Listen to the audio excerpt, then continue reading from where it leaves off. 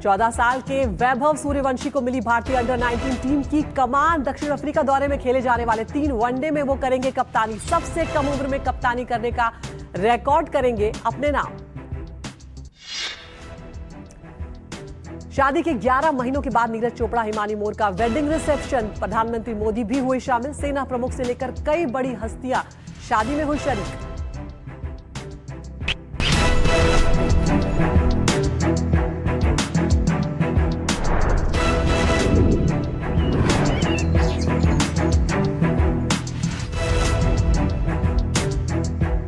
बांग्लादेश में हिंदू युवक दीपू चंद्र दास की पीट कर हत्या और बीच रास्ते से पेड़ से बांधकर जलाने की घटना को लेकर दुनिया भर में आक्रोश है। वहीं बांग्लादेशी मानवाधिकार संगठन से जुड़े एक बड़ी रिपोर्ट सामने आई है, जिसमें बांग्लादेश में हिंदुओं पर जुल्म की सारी हदें पार कर चुकी हैं, ये बात सामने आई है। और 71 घटनाएं जो हैं वो हुई हैं बीते 1 साल में, ये भी खबर सामने आई है।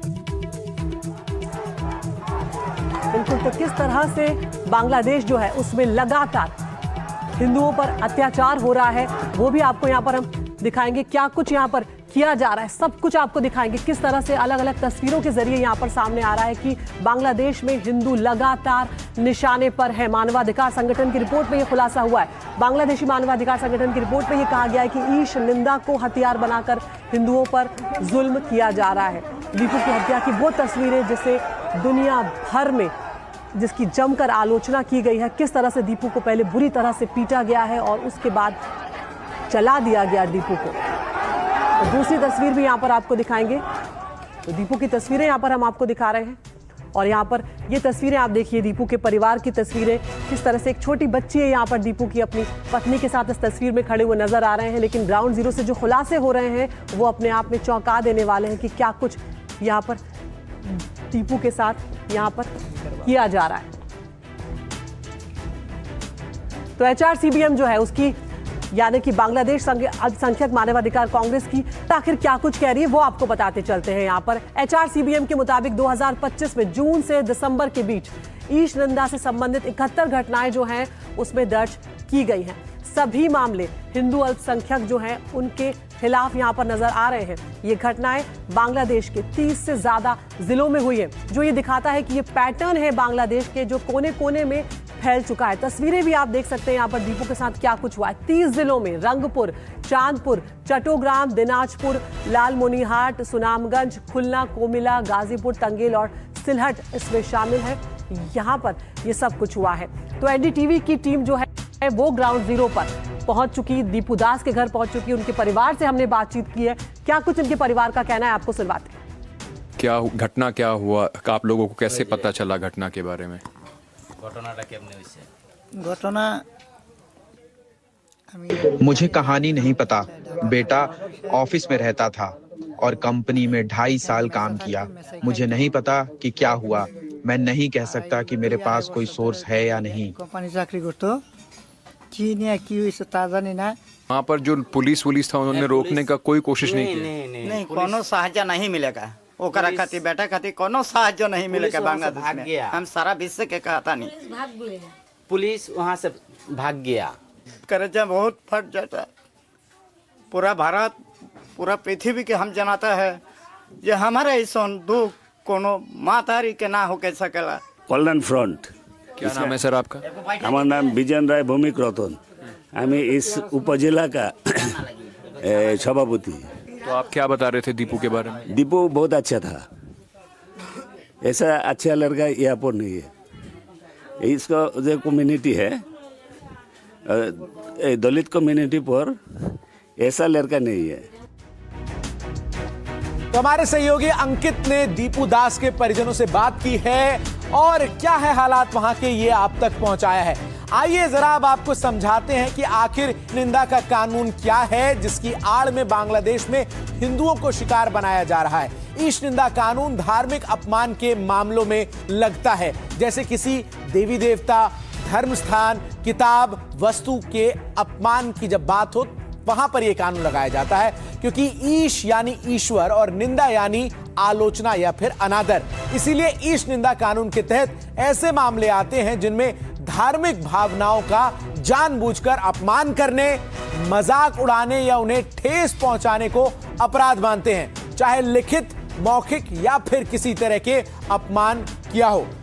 कुरान, बाइबल, मस्जिद, चर्च या फिर जो तमाम मान्यताएं हैं, उन मान्यताओं का अपमान अगर किसी ने किया हो तब यह कानून लगता है। इसके दोषियों को अलग अलग तरह की सजाएं दी जाती है, जैसे जुर्माना, जेल, आजीवन कारावास या फिर सजाए मौत तक कानून का इसमें प्रावधान है।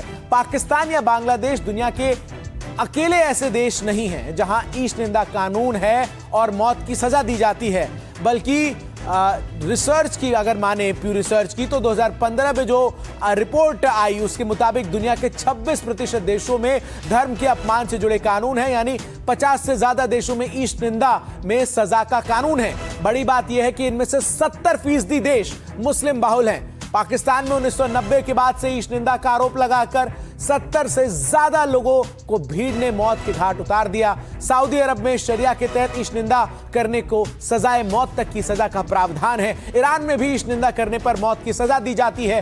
कानून के समर्थक इसे मजहबी सुरक्षा के लिए जरूरी मानते हैं, जबकि आलोचक कहते हैं कि यह अभिव्यक्ति की स्वतंत्रता पर हमला है।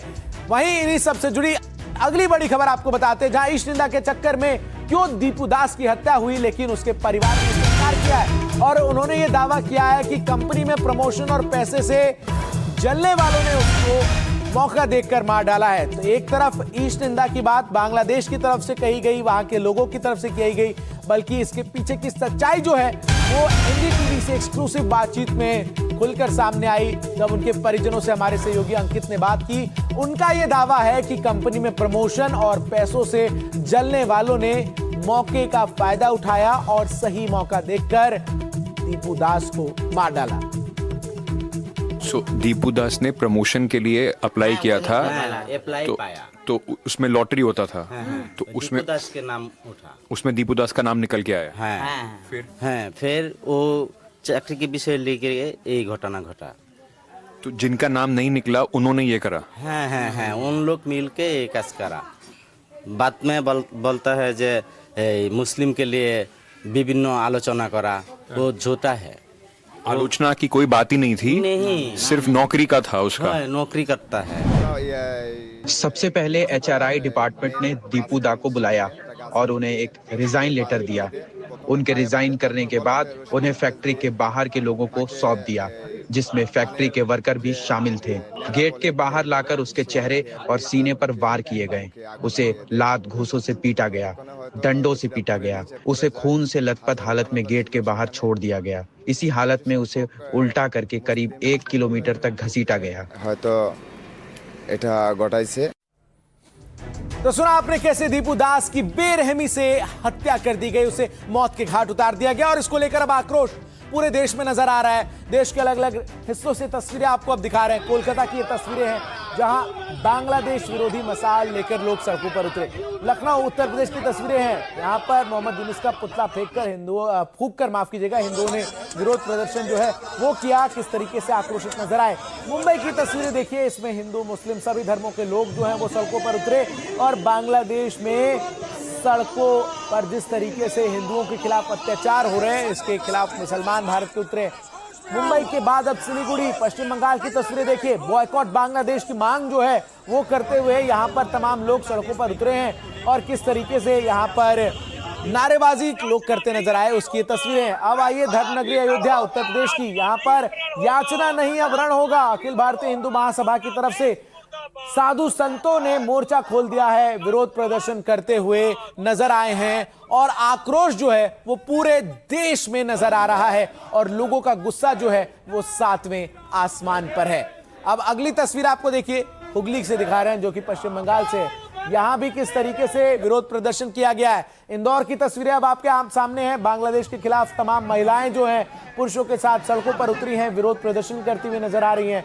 तो देश के अलग अलग राज्यों से, अलग अलग हिस्सों से ये तस्वीरें हम आपको दिखा रहे हैं। इन 7 तस्वीरों के जरिए आप समझ सकते हैं कि आखिर देश में कितना आक्रोश है बांग्लादेश में हिंदुओं की जो स्थिति है उसको लेकर।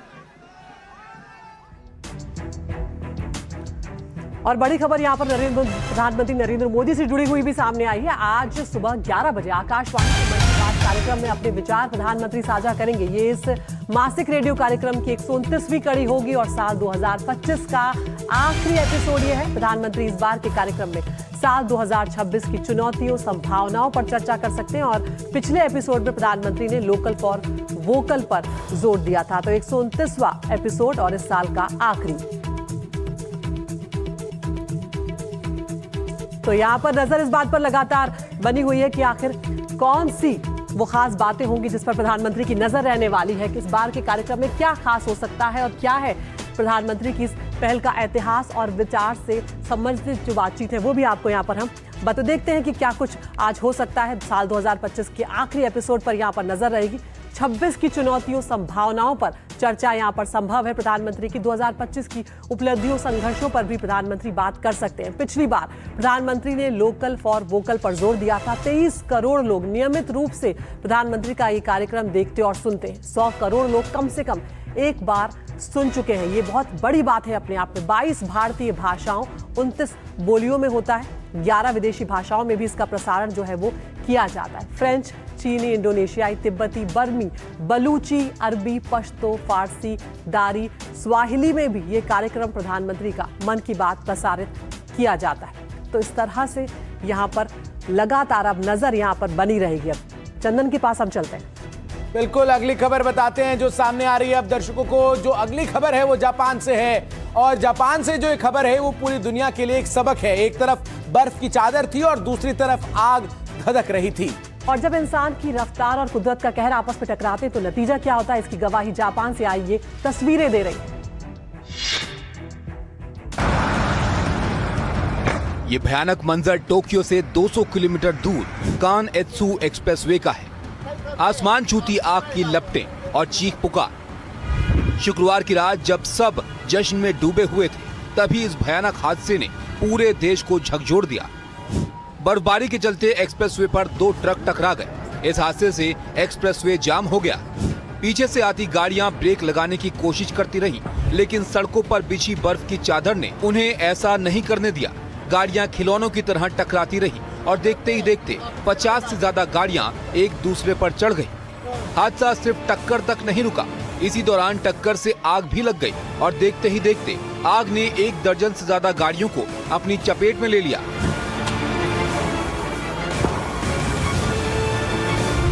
धुएं का गुबार और उठती लपटें ऐसी थी कि दूर दूर तक सिर्फ तबाही नजर आ रही थी। और आगे बढ़ते हुए अगली खबर का रुख करते हैं जहां असम में एसआईआर का काम पूरा हो चुका है और घर घर जाकर सत्यापन का चरण भी पूरा कर लिया गया है। और जो ताजा जानकारी सामने आई है कि असम में कुल मतदाताओं की संख्या 2,52,09,775 के आसपास है। आपको बता दें कि असम में बाकी राज्यों की तरह एसआईआर नहीं बल्कि स्पेशल रिवीजन यहाँ पर किया जा रहा है और उसका काम यहाँ पर पूरा किया जा चुका है।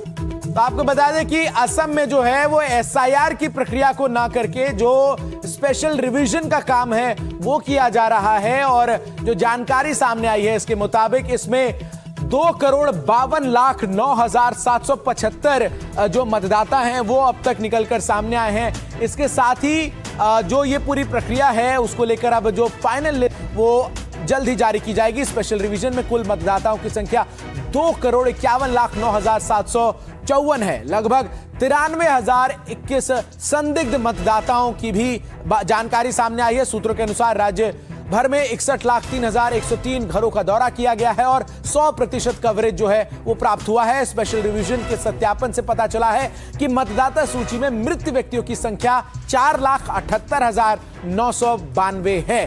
तो ये असम में जो स्पेशल रिवीजन हुआ है उससे जुड़े आंकड़े हैं। आइए और आपको बताते हैं 22 नवंबर 2025 स्पेशल रिवीजन की यहां पर शुरुआत हुई थी। 27 दिसंबर 2025 स्पेशल रिवीजन यहां खत्म हुआ। 27 दिसंबर से 22 जनवरी के बीच दावे और आपत्तियां जो हैं उनको रखने का समय दिया गया है। 3 और 4 जनवरी से लेकर 10 और 11 जनवरी तक सभी पंचायतों, नगर पालिकाओं में विशेष सभाएं भी आयोजित होंगी।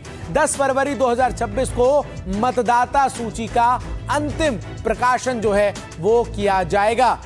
आइए जरा अब आपको दिखाते हैं कि इस तरीके से असम में ये जो पूरी प्रक्रिया चली है उस दौरान असम में किस तरीके से स्थिति है और असम को लेकर जो जानकारियां हैं वो भी अब आपके सामने रखते हैं। एक तरफ जहां हिमंता बिस्वा शर्मा ने अब घुसपैठियों को सबक सिखाने के लिए नई मुहिम छेड़ दी है, लेकिन इसी बीच उन्होंने एक बड़ी बात कही है। असम के मुख्यमंत्री हिमंता ने ये दावा ऐसे वक्त में किया है जब बांग्लादेश में हिंदुओं पर अत्याचार की खबरें आ रही है। ऐसे में हिमंता ने बांग्लादेशी घुसपैठियों को टारगेट किया है। हिमंता ने कहा है कि असम में बांग्लादेशी मुस्लिमों की संख्या जो है वो बढ़ी है। 2011 की जनगणना में असम में 34% मुस्लिम आबादी थी, ये कह रहे हैं हिमंता। साथ ही वो ये दावा कर रहे हैं कि इसमें सिर्फ 3% असमिया मुसलमान थे। ये तमाम दावे हैं हिमंता बिस्वा शर्मा के। आइए जरा आपको बताते हैं कि आखिर किस तरीके से हिमंता जो है वो तमाम बातों का जिक्र करते हुए नजर आ रहे हैं। वो कह रहे हैं कि जो घुसपैठिए हैं उनको सबक सिखाने के लिए एक नई मुहिम उन्होंने छेड़ दी है, लेकिन इसी बीच उन्होंने एक बड़ी बात ये भी कही है कि ये जो दावा है वो इस वक्त में किया गया जब बांग्लादेश में हिंदुओं पर अत्याचार की खबरें आ रही है। ऐसे में हिमंता ने बांग्लादेशी घुसपैठियों को टारगेट किया है और कहा है कि असम में बांग्लादेशी मुस्लिमों की संख्या बढ़ी है। 2011 में जनगणना में असम में 34% मुस्लिम आबादी थी। उन्होंने ये भी दावा किया है कि इसमें सिर्फ 3% असमिया मुसलमान थे। हिमंता का यह दावा है कि असम में बाकी के 31% मुस्लिम बांग्लादेशी हैं। साथ ही उन्होंने कहा है कि 2027 की जनगणना में ये जो मुस्लिमों का आंकड़ा है वो 40% होगा। यानी हिमंता दावा कर रहे हैं कि असम में 40% बांग्लादेशी मुस्लिम होंगे। इससे पहले उन्होंने कहा था कि 2031 तक असम में कुल 50% मुस्लिम होंगे। हिमंता के मुताबिक 2031 में असम में हिंदू मुस्लिम आधे आधे होंगे। इससे राज्य की मूल पहचान खतरे में है और ये देश के लिए खतरा है। दरअसल 1971 की जनगणना में असम की आबादी करीब 1,46 लाख के आसपास थी, जिसमें हिंदू काफी ज्यादा थे और मुसलमान आबादी कम थी। जबकि 40 साल बाद 2011 में कुल जनसंख्या 3.12 करोड़ हो गई, जिसमें से 1.19 करोड़ हिंदू और 1,07,00,000 मुस्लिम आबादी है। तो आने वाले सालों में असम में हिंदू मुस्लिम 50% होंगे। ये बड़ा सवाल है जो हिमंता पूछ भी रहे हैं। हिमंता दावा कर रहे हैं कि बाहरी मुस्लिम यहां आकर डेमोग्राफी जो है वो बदल रहे हैं। उन्होंने ये भी दावा किया कि असम में 9 लाख एकड़ जमीन पर अतिक्रमण है। आइए जरा आपको आगे बढ़ते हुए सुनवाते हैं कि क्या कुछ कहा है हिमंता बिस्वा शर्मा ने। वे आराम से बैठे हैं। वे कब से बैठे हैं, चाहे वे 1951, 1971 या 1961 में आए हो, इससे कोई फर्क नहीं पड़ता। अगर भारत और बांग्लादेश के बीच युद्ध होता है तो ये लोग किसका साथ देंगे? क्योंकि अगर कोई भारतीय विदेश में भी रहता है तो भी वो अपने दिल से भारतीय होना नहीं छोड़ सकता। दुनिया में कोई दूसरा ऐसा देश नहीं जहां मूल निवासियों का अनुपात 60% से कम हो गया, जबकि बांग्लादेशी मूल के लोगों का अनुपात 40% से ज्यादा हो गया है और अभी भी बढ़ रहा है। ये एक ऐसी सच्चाई है जिसे हम आज अपनी आंखों से देख सकते हैं। नेपाल रास्ता तो स्पेशल इंटेंसिव रिवीजन यानी कि एसआईआर को लेकर गैर एनडीए राज्यों में भी अब घमासान मचा हुआ है। विपक्षी पार्टियां चुनाव आयोग की इस प्रक्रिया का जमकर विरोध करती हुई नजर आ रही। इसी कड़ी में पश्चिम बंगाल के आसनसोल में भी माहौल गर्म हो गया जब तृणमूल कांग्रेस और भारतीय जनता पार्टी के कार्यकर्ता आमने सामने आ गए। एसआईआर पर सियासी घमासान, बंगाल में प्रक्रिया का विरोध, टीएमसी बीजेपी कार्यकर्ता भिड़े। ये नजारा आसनसोल के मोनीमाला गर्ल्स हाई स्कूल में बने एसआईआर हियरिंग सेंटर के बाहर का है, जहां तृणमूल कांग्रेस और बीजेपी के समर्थक आमने सामने आ गए। सेंटर पर सुनवाई के लिए बड़ी संख्या में लोग जमा थे। तभी दोनों पार्टियों के समर्थकों के बीच बहस शुरू हो गई। कुछ ही पलों में टीएमसी और बीजेपी के समर्थक सेंटर के बाहर एक दूसरे के सामने आ गए और नारे लगाने लगे। आरोप है कि कुछ टीएमसी समर्थकों ने नारे लगाते हुए एसआईआर हियरिंग सेंटर में घुसने की कोशिश की, जिससे तनाव और बढ़ गया। हालांकि मौके पर मौजूद पुलिस बल ने स्थिति को संभाला और किसी बड़ी घटना को होने से रोका। पूरे मामले पर बीजेपी राज्य समिति के सदस्य कृष्णेंदु मुखर्जी ने आरोप लगाया कि टीएमसी समर्थक बीजेपी द्वारा लगाए गए कैंप में पहुंचे और तोड़फोड़ की। आसनसोल के जिलाधिकारी के मुताबिक कुछ लोगों ने सेंटर के बाहर कैंप लगा लिए थे, जिन्हें हटा दिया गया है क्योंकि ऐसे कैंप लगाने की इजाजत देने वाला कोई नियम नहीं है।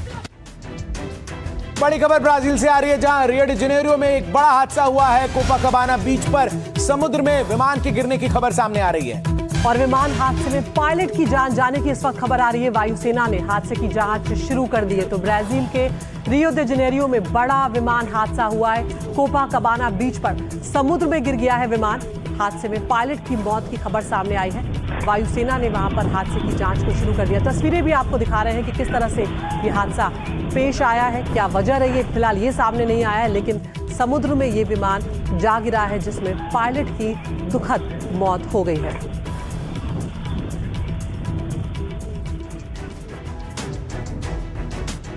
अहमदाबाद में क्रिसमस के दौरान माहौल बिगाड़ने की कोशिश की गई। दरअसल त्योहार को लेकर मॉल में सजावट की गई थी, लेकिन हिंदू भगवा सेना को वो पसंद नहीं आया। सजावट का विरोध करने लगे और जमकर हंगामा किया और तोड़फोड़ करते नजर आए। पूरी रिपोर्ट आपको दिखाते हैं। क्रिसमस के जश्न के बीच गुजरात के अहमदाबाद से एक बार फिर हंगामे की तस्वीरें सामने आई हैं, जहां एसजी हाईवे पर स्थित पैलेडियम मॉल में भव्य सजावट की गई थी। बताया जा रहा है कि जिस मॉल में त्योहार का जश्न मनाया जाना था, भीड़ ने हंगामा करते हुए जमकर तोड़फोड़ की, जिसका वीडियो अब सामने आया है।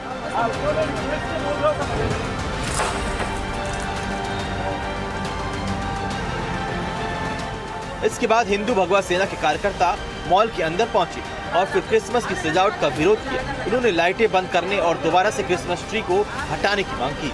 मॉल के कर्मचारियों ने विरोध किया तो वो जबरन पेड़ हटाने लगे और बात हाथापाई तक पहुंच गई।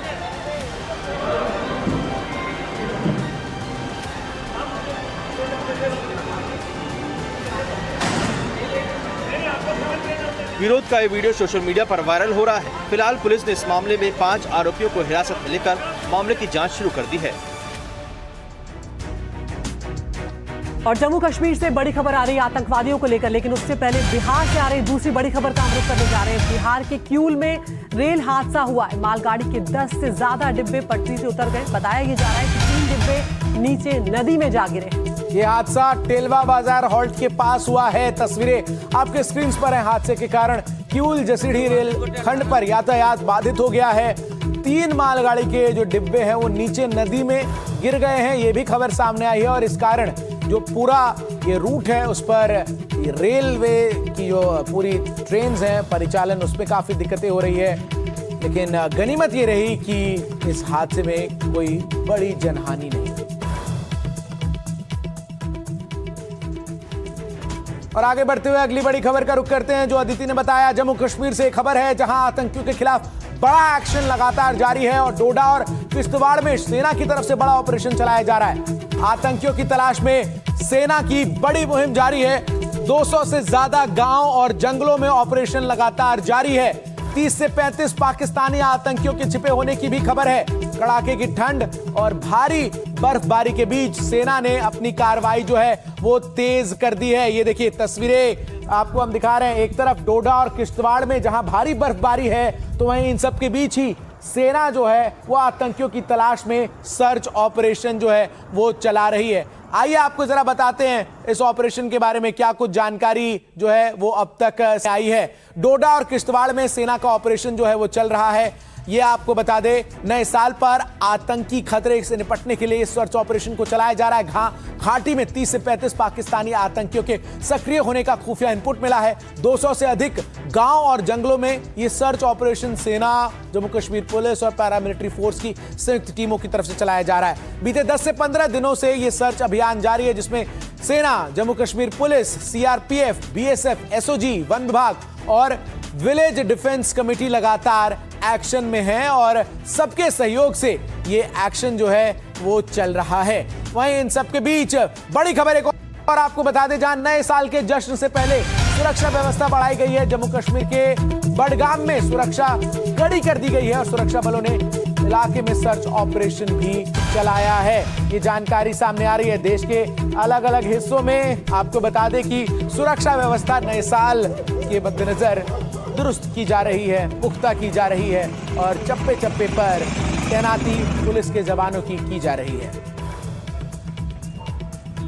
तो एक तरफ जहां कश्मीर में 30 से 35 आतंकियों की घुसपैठ की खबर आई, वहीं जम्मू के कटरा में भी अब सुरक्षा व्यवस्था को बढ़ा दिया गया है। नए साल से पहले सुरक्षा के कड़े इंतजाम यहां पर किए गए। घाटी में आतंकियों की मौजूदगी की खबर के बाद ये तलाशी अभियान भी यहां पर अब चलाया जा रहा है। तो चप्पे चप्पे पर नजर है ताकि किसी भी तरह की अप्रिय घटना जो है उससे बचा जा सके और आतंकियों के मंसूबे नाकाम कर दिए जाए। वहीं जम्मू कश्मीर में कड़ाके की ठंड और चिल्लाई कलां के बावजूद सुरक्षा बलों ने आतंकियों के खिलाफ अभियान को और तेज कर दिया है। खुफिया इनपुट के मुताबिक जम्मू में 30 से 35 पाकिस्तानी आतंकी सक्रिय हैं, जिसके बाद सेना की टुकड़ियां पेट्रोलिंग कर रही हैं। पूरी रिपोर्ट आपको दिखाते हैं। नए साल के जश्न के बीच सरहद पार से नापाक साजिश को अंजाम दिया जा सकता है। रक्षा सूत्रों के मुताबिक घाटी में 30 से 35 पाकिस्तानी आतंकियों की होने की खबर है, जिसको लेकर डोडा और किश्तवाड़ के करीब 200 से ज्यादा गांव और जंगलों में सुरक्षा बलों का तलाशी अभियान चल रहा है। इस ऑपरेशन का मकसद उन पाकिस्तानी आतंकियों को पकड़ना या मार गिराना है जो इस मौसम का फायदा उठाकर छिपने की कोशिश कर रहे हैं। सूत्रों के मुताबिक घाटी में कई संदिग्ध बंदूकधारी देखे गए हैं। इससे लोगों में दहशत बना है। कई बार ऐसा भी देखने में आया है कि सर्दियों के दौरान आतंकी ऊंचे पहाड़ियों से नीचे की ओर आ जाते हैं। बताया जा रहा है कि सेना, police, CRPF, BSF, SOG, one विभाग और विजिलेंस डिफेंस कमेटी के बीच मजबूत तालमेल से खुफिया जानकारी साझा की जा रही है। सूत्रों के मुताबिक आतंकियों की निगरानी के लिए drone, thermal imager, ground sensor और रडार का इस्तेमाल किया जा रहा है। और खबर उत्तर प्रदेश से आई, जहां पर प्रयागराज में एक ऐसा वीडियो सामने आया जिसे देखकर सबके मन में कई तरह के सवाल उठ रहे हैं। यहाँ पुलिस ने माफिया का महिमा मंडन करने वाले रीलबाजों को पकड़ तो लिया, लेकिन जेल जाने से पहले ही उन्होंने जो कारनामा किया वो देखने लायक है।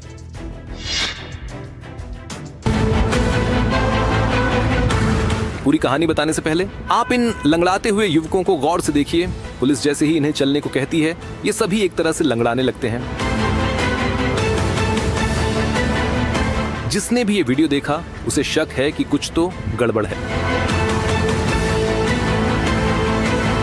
ऐसा लग रहा है कि आरोपी समझाने के बाद लंगड़ाने की एक्टिंग कर रहे हैं।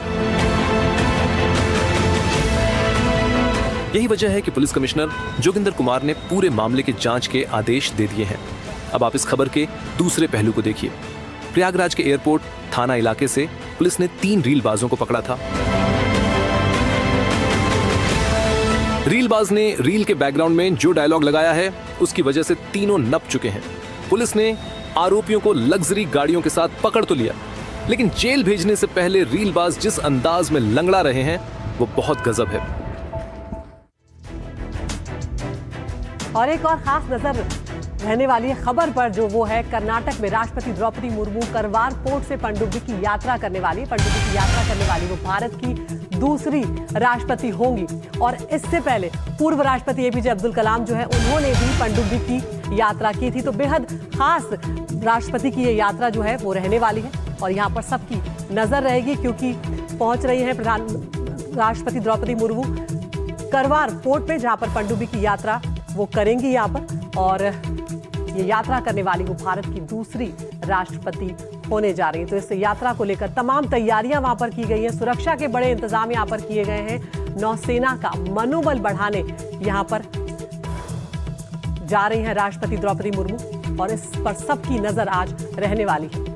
तो आज राष्ट्रपति द्रौपदी मुर्मू कारवार में नौसेना कलवरी क्लास सबमरीन की सवारी करने जा रही हैं। कलवरी क्लास सबमरीन को साइलेंट किलर भी कहते हैं। क्या है इस इंडियन नेवी सबमरीन की खास बातें, वो आपको यहाँ पर हम बताते चलते हैं। इंडियन नेवी की खास सबमरीन है ये। दुश्मन के राडार को ये आसानी से चकमा दे सकती है। पनडुब्बी इलाके की निगरानी करने में भी पूरी तरह से माहिर है। दुश्मनों की जासूसी में भी पनडुब्बी पूरी तरह से सक्षम है। पानी में चलते वक्त आवाज ये नहीं करती। दुश्मन की जो हरकत है उस पर वो खतरनाक तरीके से हमला करने में पूरी तरह से सक्षम है। 50 दिनों तक पानी के अंदर ये रह सकती है। 350 फीट की गहराई तक जा सकती है। इसमें 8 सैन्य अधिकारी और 35 नाविकों को तैनात भी किया जा सकता है, इतनी इसकी क्षमता है। सबमरीन में anti torpedo counter measure system भी लगा हुआ है। रफ्तार पनडुब्बी पानी की सतह पर 20 किलोमीटर प्रति घंटे के आसपास यहाँ पर रहती है। पानी के अंदर 37 किलोमीटर प्रति घंटा की रफ्तार रहती है। कलवरी स्वदेशी रूप जो है उससे भी निर्मित सबमरीन है। तो यहाँ पर किस तरह से ये पूरा मामला होगा, इस पर हम सबकी नजर यहाँ पर बनी रहेगी। लेकिन एक और बड़ी खबर जो है वो महाराष्ट्र से सामने आ रही है, जिसे बताएंगे मेरे सहयोगी चंदन। बिल्कुल, महाराष्ट्र से खबर है, जहां नशे के कारोबार के खिलाफ सख्त कार्रवाई के लिए गठित एंटी नार्कोटिक्स टास्क फोर्स ने एक बड़ी सफलता हासिल की है। और इस कार्रवाई में 55 करोड़ 88 लाख से ज्यादा का माल जब्त किया गया है। इस पूरे नेटवर्क का खुलासा 21 दिसंबर 2025 को नवी मुंबई के वाशी इलाके में कार्रवाई से हुआ। अब्दुल रशीद शेख के पास से 1 किलो 488 ग्राम एमडी ड्रग्स बरामद की गई, जिसकी कीमत लगभग 1.48 करोड़ है। वाशी पुलिस थाने में केस दर्ज कर लिया गया। जांच और तकनीकी विश्लेषण में पता चला है कि एमडी ड्रग्स की सप्लाई बेलगांव निवासी प्रशांत यलप्पा पाटिल के जरिए हो रही थी। बेंगलुरु में 3 जगहों पर एमडी ड्रग्स बनाए जा रहे थे। इसके बाद पुलिस टीम ने सूरज यादव और मालखान बिश्नोई को हिरासत में लिया। 4 किलो 100 ग्राम ठोस एमडी, 17 किलो तरल एमडी बनाने की मशीनें और बड़ी मात्रा में रसायन जब्त किए गए। कुल मिलाकर 21 किलो 400 ग्राम एमडी के साथ 55 करोड़ 88 लाख का माल कब्जे में लिया गया। इसके बाद तीनों अवैध कारखानों को मौके पर ही नष्ट कर दिया गया। और नमस्ते इंडिया में आप खबर कांग्रेस नेता दिग्विजय सिंह से जुड़ी हुई है, जहां आरएसएस और प्रधानमंत्री मोदी पर दिग्विजय सिंह के पोस्ट को लेकर अब सियासत तेज हो गई है। और पोस्ट के बाद बीजेपी ने कांग्रेस नेतृत्व पर सवाल उठा दिए हैं और पोस्ट वायरल होने के बाद एनडीटीवी पर दिग्विजय सिंह की सफाई भी सामने आई है। दिग्विजय सिंह ने एनडीटीवी पर कहा है कि मैं आरएसएस की विचारधारा का विरोधी हूं। दिग्विजय सिंह ने यह भी कहा कि राज्यसभा के लिए तीसरी बार उम्मीदवार मैं नहीं हूं। पार्टी में बदलाव तभी संभव होगा जब हर कोई सुधार के लिए तैयार रहे।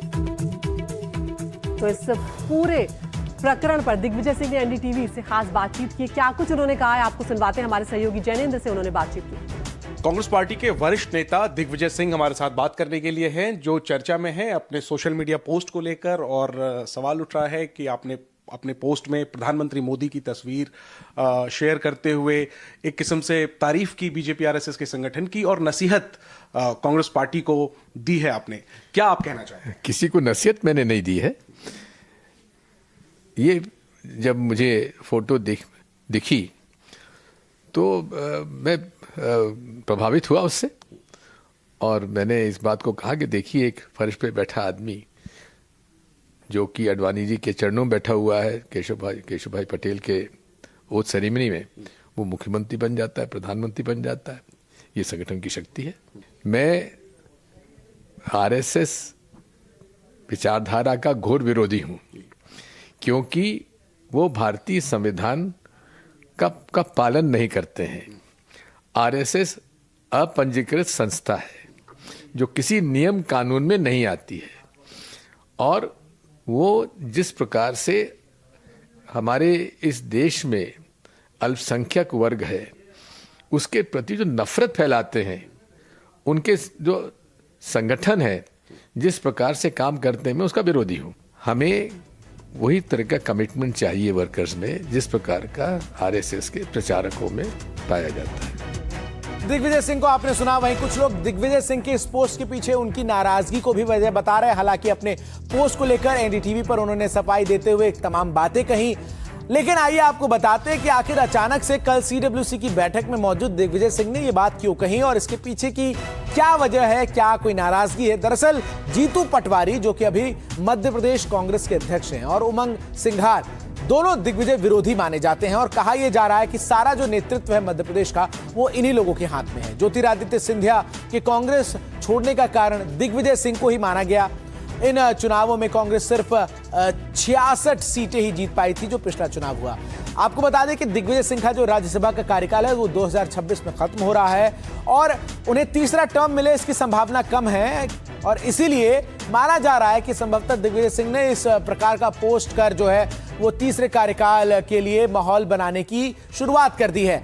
हालांकि दिग्विजय सिंह ने एनडीटीवी से एक्सक्लूसिव बातचीत में स्पष्ट कहा है कि वो तीसरे कार्यकाल के लिए उम्मीदवार नहीं है। वहीं इस पूरे मामले को लेकर दिग्विजय सिंह जितनी भी सफाई दे, लेकिन बीजेपी ने इस पोस्ट के बाद कांग्रेस नेतृत्व को निशाने पर ले लिया है। और बीजेपी की तरफ से सुधांशु त्रिवेदी ने क्या कुछ कहा है, आइए सुनते हैं। दिग्विजय सिंह जी को भी अब वो बहुत वरिष्ठ हो गए हैं, राजनीति को उन्होंने देखा है, तो इस रूप में जाके हो सकता है उन्हें इस बात का एहसास हो रहा हो, क्योंकि हमारे श्री नरेंद्र मोदी जी गुदड़ी के लाल हैं और उनका नेतृत्व जवाहर के लाल जी से है, तो वो अप साइड डाउन है, इसलिए अपनी पार्टी को अप साइड डाउन लेके आए हैं।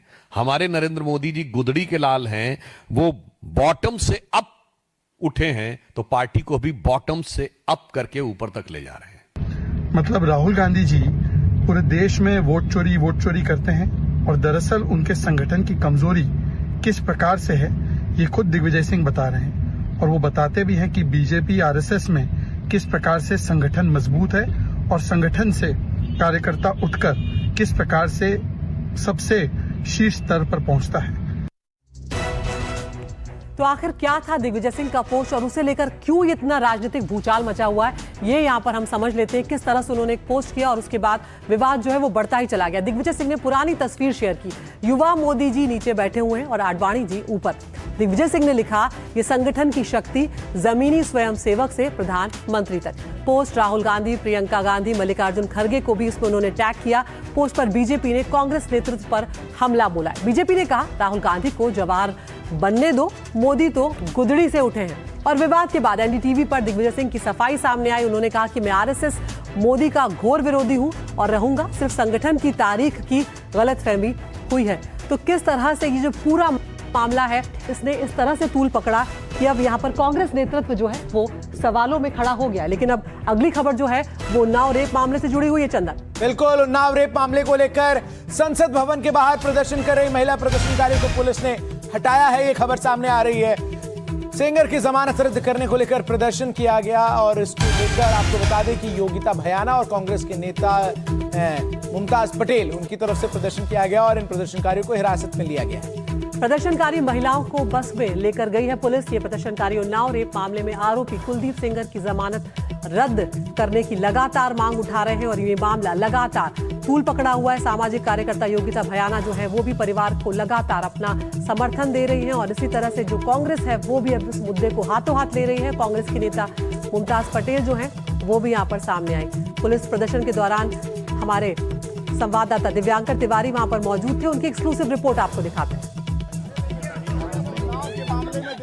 संसद भवन के बाहर जो उन्नाव रेप केस के मामले में जो यहाँ पर महिलाएं प्रदर्शन कर रही थी, उन्हें फिलहाल दिल्ली पुलिस की तरफ से हटाया जा रहा है और सामने जो ये बस लगी है उसमें इन्हें बैठाया जा रहा है। तो यहाँ से इस प्रदर्शन जो यहाँ पर हो रहा था संसद भवन के ठीक बाहर, इसमें योगिता भयाना, कांग्रेस नेत्री जो मुमताज पटेल जो हैं वो यहाँ पर बैठी हुई थी और उनके साथ कई जो महिलाएं हैं वो यहाँ पर बैठकर प्रदर्शन कर रही थी। और जिस तरह से जो कार्रवाई हुई उसको लेकर लगातार विरोध जो है वो उनकी तरफ से जताया जा रहा था और फिलहाल दिल्ली पुलिस जो है वो उन्हें यहाँ से हटाकर बस में बैठा रही है। और संसद भवन के ठीक बाहर जो प्रदर्शन है वो पिछले करीब 2 से ढाई घंटे के करीब जो प्रदर्शन है वो चल रहा था। यहाँ पर बैठ के प्रदर्शन यहाँ पर हो रहा था। तमाम लोग फिलहाल यहाँ पर अब जो महिलाएं यहाँ पर थी उन्हें डिटेन कर लिया गया है और इन बस में बैठाकर यहाँ से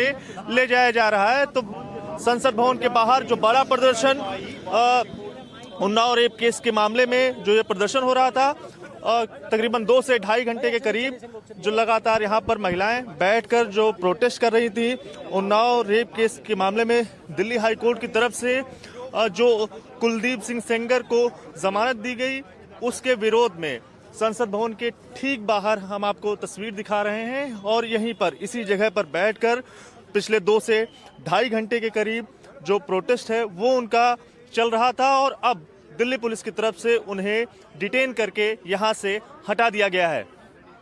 कैमरा पर्सन प्रेम सिंह के साथ दिव्यांकर तिवारी, एनडीटीवी इंडिया, दिल्ली।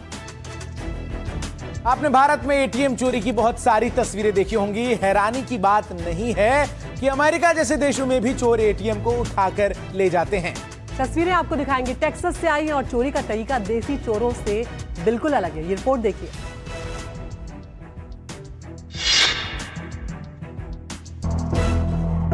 रात के अंधेरे में चोर टेक्सास के व्हाइट सेटलमेंट इलाके में पहुंचे। काले रंग की ये गाड़ी रुकी, इसमें से 2 नकाबपोश निकले। एक के हाथ में हथौड़ा था, वो तेजी के साथ शॉपिंग कॉम्प्लेक्स के शीशे तोड़ने लगा। दूसरा गाड़ी की डिग्गी खोलकर तार निकालता है। फिर एक नकाबपोश तार को लेकर अंदर दाखिल हुआ। उसे देख खरीदारी के लिए पहुंचा एक बंदा भागने लगा। दूसरे कोने पर खड़ी महिला भी सहम गई। इसके बाद आरोपी वायर को वहां लगे एटीएम से कनेक्ट करता है। फिर वो दौड़कर बाहर भागता है और सिग्नल मिलते ही उसका साथी कार को तेजी से आगे बढ़ाता है। एटीएम खिसकते हुए बाहर चला जाता है और इस दौरान शॉपिंग कॉम्प्लेक्स के अंदर ये नजारा था। फिर एक आरोपी एटीएम के पास पहुंचा। उसमें क्या मिला और क्या नहीं, इसका पता नहीं चला। और अब लखनऊ की किंग जॉर्ज मेडिकल यूनिवर्सिटी की बात करते हैं, जहां पर धर्मांतरण विवाद जो है वो लगातार गरमाया हुआ है और उसे लेकर विरोध थमता नजर नहीं आ रहा। कैंडल मार्च उसे लेकर निकाला गया।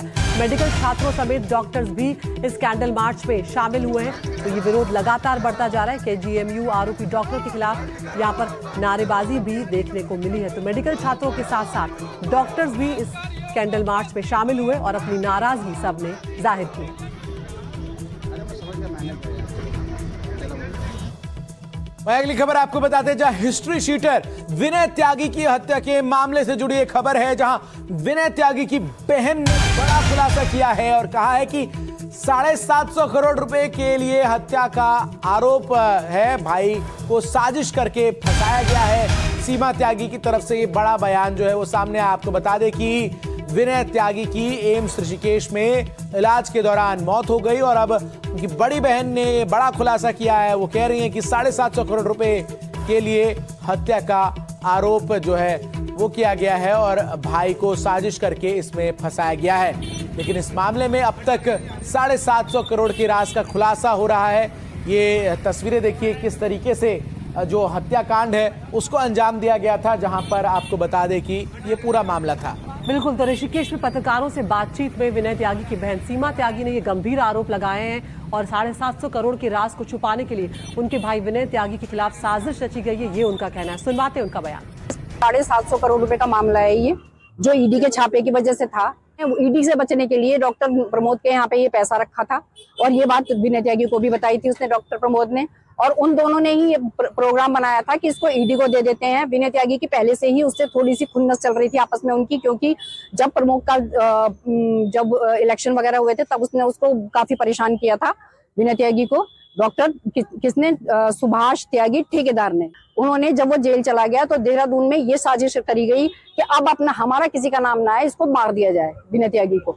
तो इसके लिए उन्होंने झूठी एप्लीकेशन लिख के वहां पे जेल में भेजी, उसको दी जेलर को कि निशी त्यागी के नाम से, उसकी पत्नी के नाम से, कि ये इनको रुड़की भेज दिया जाए, हम यहाँ पे नहीं चाहते। जब वहाँ फोन गया कि आपने ऐसे ऐसे कोई एप्लीकेशन दी है, तो उन्होंने मना कर दिया कि नहीं, मैंने ऐसी कोई एप्लीकेशन नहीं दी है और हम यहाँ पे संतुष्ट है, हमें कोई परेशानी नहीं है। लेकिन उसके बाद भी उसको वहां भेजा गया। जब भेजने लगे तो तब उसने देखा बाहर आकर कि वो बिना हथियार के 2 पुलिस वाले उसको लेके जाएंगे वहां पर। तो इसका मतलब है कि पूरी तैयारी थी कि उसी वक्त खत्म कर दें, है ना। तो ये सीमा त्यागी, विनय त्यागी की बहन, जिनका कहना है कि 750 करोड़ की राशि को छिपाने के लिए उनके भाई के खिलाफ ये साजिश रची गई थी। तो विनय त्यागी हत्याकांड में अब तक क्या क्या हुआ है ये भी आप जान लीजिए। 24 दिसंबर को विनय त्यागी को गोली मार दी गई थी। बाइक से आए दोनों हमलावरों ने ये फायरिंग की थी। 25 दिसंबर सिकंदरपुर के जंगल में दोनों शूटर जो हैं वो गिरफ्तार भी कर लिए गए। पहला आरोपी सनी यादव, जिसका नाम शेरा भी है, उम्र उसकी 28 साल, और दूसरा आरोपी जो है यहाँ पर अजय, जिसकी उम्र 24 साल है, और आरोपी उधम सिंह नगर के दोनों रहने वाले हैं। दोनों पर पहले से ही कई मामले यहाँ पर दर्ज है।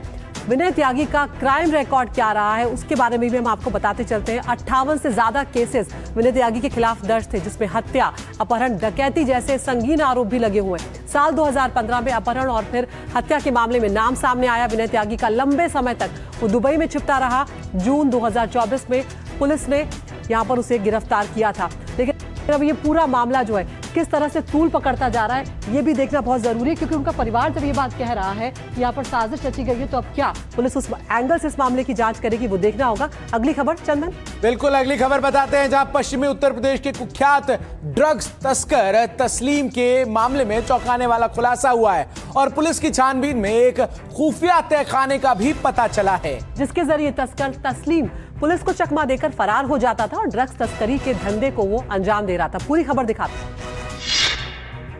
नाम तस्लीम, काम नशे का सौदागर, गैंग में 50 से ज्यादा सदस्य, इलाका पश्चिमी यूपी और 70 से ज्यादा मुकदमे। ये कुंडली है पश्चिमी यूपी के कुख्यात ड्रग तस्कर तस्लीम की। तस्लीम ने अपने नेटवर्क को चलाने के लिए जमीन से करीब 15 फीट नीचे एक खुफिया तहखाना बनवाया था।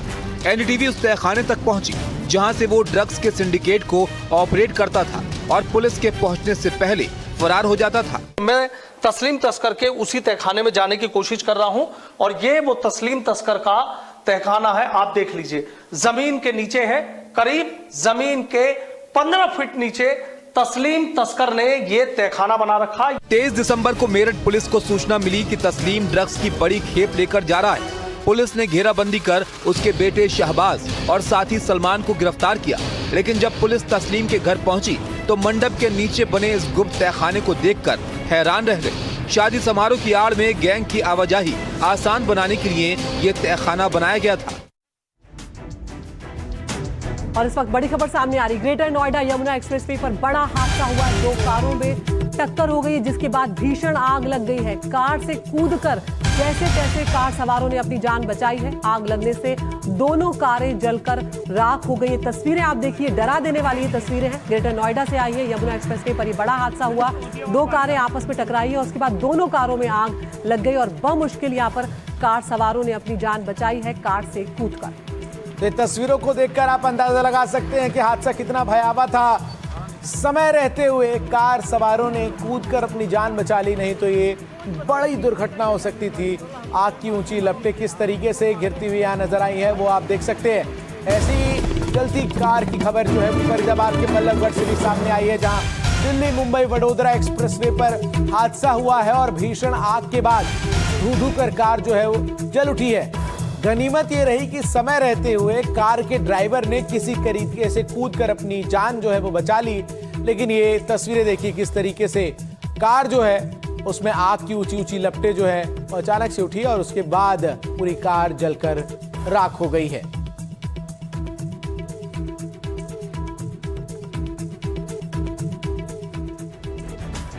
और अगली खबर आपके लिए बहुत काम की है। अगर आप 31 को पार्टी का प्लान कर रहे हैं तो ध्यान से सुनिए, क्योंकि देश भर में नए साल पर ऑनलाइन सामान मंगाना मुश्किल हो सकता है। गिग वर्कर्स ने हड़ताल का ऐलान किया है। दिल्ली, एनसीआर, मुंबई, बेंगलुरु, हैदराबाद, कोलकाता, लखनऊ, पटना और चेन्नई में एक साथ हड़ताल का ऐलान किया गया है। और इसके चलते स्विगी और जोमेटो की सेवाएं ठप हो रही है। यानी त्योहार के सीजन में लोगों के जश्न का मजा जो है वो कुछ फीका हो सकता है, कुछ किरकिरा हो सकता है यहाँ पर, क्योंकि जो मजदूर हैं, जो वर्कर्स हैं, उन्होंने एक तरह से हड़ताल का ऐलान कर दिया है। दिल्ली, एनसीआर, मुंबई, बेंगलुरु, कई ऐसी जगह हैं जहाँ पर ये वर्कर्स जो हैं वो हड़ताल कर रहे हैं और ऐसे में लोगों को दिक्कतें आएंगी। बिल्कुल, आपको बता दें कि 31 की पार्टी आप प्लान कर रहे हैं और ऐसे में अगर आप चाह रहे हैं कि पार्टी में तमाम लोग आ जाएं और तुरंत जो है वो सामान पहुंच जाए, तो वो जो है वो संभव नहीं होगा, क्योंकि आपको बता दें कि गिगर्स ने जो हड़ताल का ऐलान किया है इससे मुश्किलें जो हैं वो बढ़ने वाली हैं और इससे आपको बता दें कि कई चीज़ों में आपको दिक्कतों का सामना जो है वो करना पड़ सकता है। आइए जरा अब आपको मैं बताता हूं कि इन गिग वर्कर्स की डिमांड क्या है। 10 मिनट डिलीवरी मॉडल को वापस लेने की डिमांड इनकी सबसे बड़ी डिमांड है। काम करने की बिगड़ती परिस्थिति और उचित वेतन को लेकर भी ये लगातार प्रदर्शन कर रहे हैं। प्लेटफॉर्म और ग्राहक दोनों बेहतर व्यवहार करें। कई वीडियोस वायरल हुए जहां पर ग्राहकों की तरफ से इन तमाम गिग वर्कर्स के साथ दुर्व्यवहार किया गया। कार्यस्थल पर सम्मान और गरिमा के साथ ही सामाजिक सुरक्षा की भी मांग इन तमाम गिग वर्कर्स की तरफ से किया जा रहा है। त्योहारों के दौरान लंबे समय तक काम इन्हें करना होता है। जो अनिवार्य छुट्टी होती है उनमें उन्हें ओवर टाइम करना होता है। फिक्स टाइम हो, स्वास्थ्य बीमा हो, दुर्घटना कवरेज हो, पेंशन हो, ये तमाम मांगे हैं जिसको लेकर लगातार ये मांग कर रहे हैं। आखिर क्यों हड़ताल पर हैं गिग वर्कर्स और क्या है उनकी डिमांड, सुनिए उनकी जुबानी। कितने मिनट में आपको खाना पहुंचाना रहता है? 15 से 20 मिनट। चाहे जितना जाम हो, चाहे आंधी, गर्मी, बरसात, जाड़ा, कुछ भी हो। हाँ जी, तो बड़ा मुश्किल होता है। हाँ, मुश्किल होता है, तो लेट भी हो जाता है ऑर्डर। फिर जब लेट हो जाता है फिर क्या होता है? उसमें कुछ नहीं होता, इसमें हमारा उनका किसी का कुछ नहीं हो सकता। जो लेट होना तो लेट तो होएगा ही, इसमें आदमी अपनी जान जोखिम में नहीं डाल सकता ना। तो आप उड़ के तो पहुँच नहीं, उड़ के नहीं पहुँच पाएंगे। तो उससे फिर आपको नुकसान होता है, गाली भी खानी पड़ती है। हाँ, वो डांट भी पड़ती है, कंप्लेंट भी आती है, काफी सामना करना पड़ता है। फूड डिलीवरी में अभी तक क्या क्या सामना करना पड़ा है? कितना आप कमा लेते होंगे? कितनी गाड़ी चलाते हैं, कितना कमाते होंगे? सर, मैं अभी उसमें मैक्स टावर में ऑर्डर लेने गया था, अभी ज़्यादा आधे घंटे पहले की बात है। आप मेरे उस पर देख सकते हो। तो इस रेस्टोरेंट पे ऑर्डर रेडी हो गया था, यानी फूड जब रेडी हो जाता है तो हमारा कायदा जो बनता है कि हम रेस्टोरेंट से बोलते हैं जी आप हमें ऑर्डर दे दो। तो उसने मेरे से बोला कि ऐसा है कि अभी रेडी नहीं हुआ, मैं पैक कर रहा हूँ। ठीक है जी, 3 मिनट हमें टाइम मिलता है, हमने भी वेट करा। 3 मिनट बाद मैंने फिर उनसे बोला, वो मेरे से कहने लगे जी अब तो मैं 1 घंटे बाद दूंगा। एक तो 5 मंजिल पर कस्टमर कहता है जी हाथ देखो मोबाइल दिख रहा है, टॉर्च दिख रही है। अब बताओ हम 5 मंजिल नीचे से जीना से जाएंगे, फिर रेस्टोरेंट 3-3 मंजिल पे, वो भी हम जीना से जाएंगे। 20 रुपए का ऑर्डर है, आधे घंटा हम वेट करेंगे, ना हमें वेटिंग टाइम है ना हमें कुछ, बस खाली कर घिच्चड़ बने हुए करते रहो काम। तो गिग वर्कर्स की क्या है समस्या, ये आपने सुनी और इसीलिए 31st की पार्टी में खलल हो सकता है आपके लिए। अगली खबर राजस्थान से है जो मेरे सहयोगी अदिति आपको बताएंगी। बिल्कुल, उदयपुर से एक खबर आई है जहां पर आफ्टर पार्टी के नाम पर एक महिला के साथ दुष्कर्म का मामला सामने आया। ये महिला एक IT कंपनी में काम करती है। मुख्य आरोपी उसी की कंपनी का CEO है। खास बात यह है कि इस मामले का पर्दाफाश गाड़ी के डैश कैम से हुआ।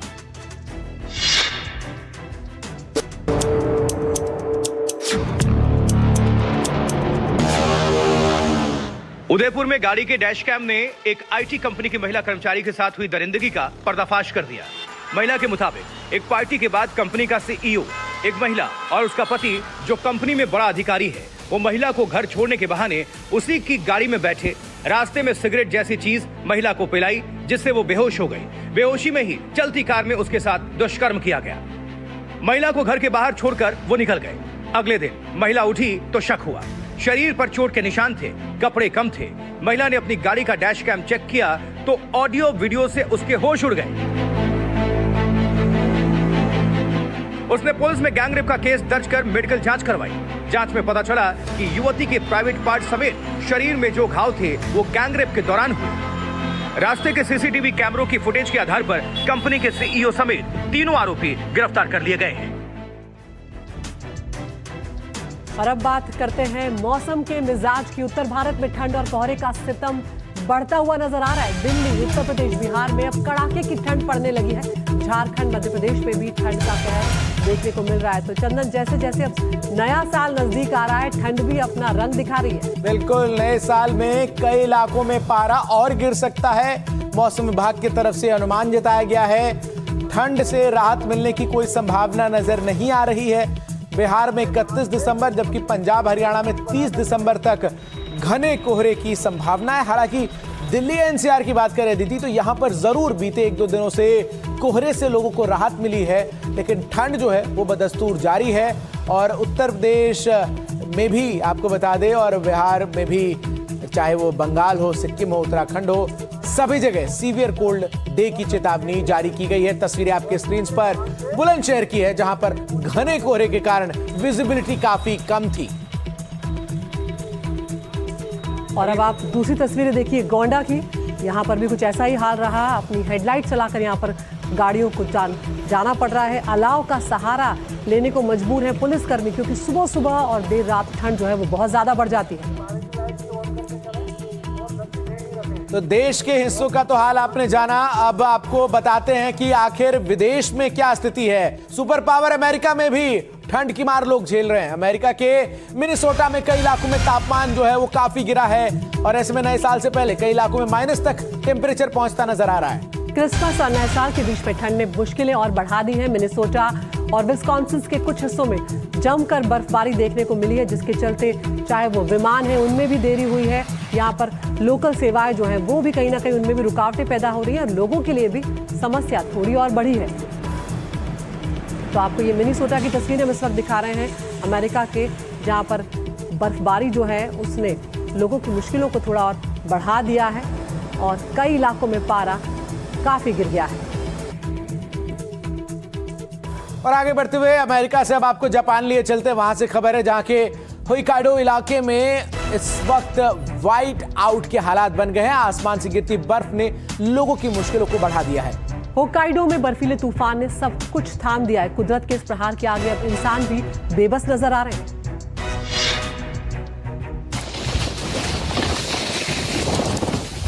जहां चंद मिनट पहले लोग स्कीइंग का आनंद ले रहे थे, वहां अचानक बर्फीला तूफान आ गया। देखते ही देखते बर्फीली हवाओं की रफ्तार इतनी बढ़ गई कि लोगों का खड़ा रहना तक मुश्किल हो गया। जमीन पर बर्फ और आसमान से बर्फबारी और इनके बीच में स्कीइंग कर रहे लोगों की लाचारी। बर्फ इतनी ज्यादा गिर रही थी कि विजिबिलिटी 0 हो गई। सामने क्या है कुछ पता नहीं चल पा रहा था। ये तस्वीरें देखने में जितनी रोमांचकारी हैं, उतनी ही खतरनाक थी। जापान के मौसम विभाग ने बर्फबारी की चेतावनी दी थी, लेकिन तूफान की तीव्रता ने सबको चौंका दिया। ये वीडियो गवाही दे रहे हैं इंसान कुदरत के आगे कितना बेबस है। अगले 24 घंटे में भी हालात में सुधार होने की संभावना नहीं है। लोगों को सावधान रहने की चेतावनी जारी की गई है।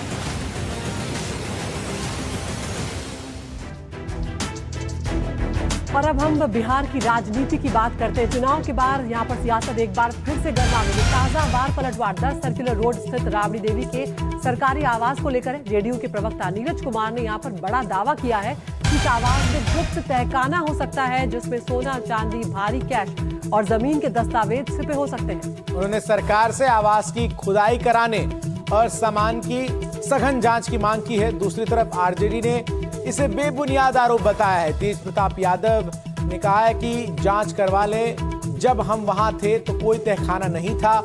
राजद ने चुनौती दी है कि अगर कुछ नहीं मिला तो क्या नीरज कुमार राजनीति छोड़ देंगे। वहीं इन सब के बीच आपको बता दें कि इस मामले पर जेडीयू और आरजेडी के बीच घमासान मचा हुआ है।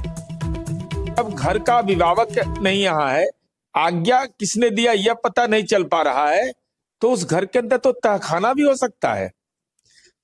वहां पर जमीन का डीड, सोना, चांदी, रुपया, अरे सब तो कर्म दुनिया का एको को बचा हुआ है नहीं। तो निश्चित रूप से हमारी आशंका है, इसलिए सरकार सचेत रहे। अब डेट निर्धारित कर दीजिए, सरकारी आदेश निकलवाइए और मौजूदगी में तोड़वाइए, और आपको लेना पड़ेगा, शपथ लेना पड़ेगा। अगर कुछ नहीं निकला तो आपको राजनीतिक जीवन से संन्यास और इस्तीफा भी करना पड़ेगा। बड़ी खबर आपको बता दें, जहां ट्रंप जेलेंस्की की मीटिंग से पहले रूस ने एक बार फिर यूक्रेन पर हमला किया है, और ये बड़ा हमला है जहां कीव में मिसाइल और ड्रोन बरसाए गए हैं। और आपको बता दें कि तस्वीरों में कीव की इमारत से रूसी ड्रोन टकराता भी नजर आया है। और इस हमले में एक शख्स की मौत की खबर सामने आई है। 27 लोग घायल हुए। रूसी सेना ये बमबारी ट्रंप जेलेंस्की मुलाकात से ठीक पहले करती हुई नजर आ रही है। फ्लोरिडा में आज ट्रंप और जेलेंस्की की मुलाकात होने वाली है। ऐसे में उस मुलाकात पर तो सबकी नजर रहेगी, लेकिन यहाँ पर रूस जो है वो अपना गुस्सा सीधे तौर पर दिखाता हुआ नजर आ रहा है। और कीव में मिसाइल और ड्रोन यहाँ पर रूस की तरफ से बरसाए गए। तो कई देशों की कोशिशों, अनगिनत बैठकों और अमेरिका की पाबंदियों के बावजूद रूस यूक्रेन की जंग जो है वो थमने का नाम लेती हुई नजर नहीं आ रही।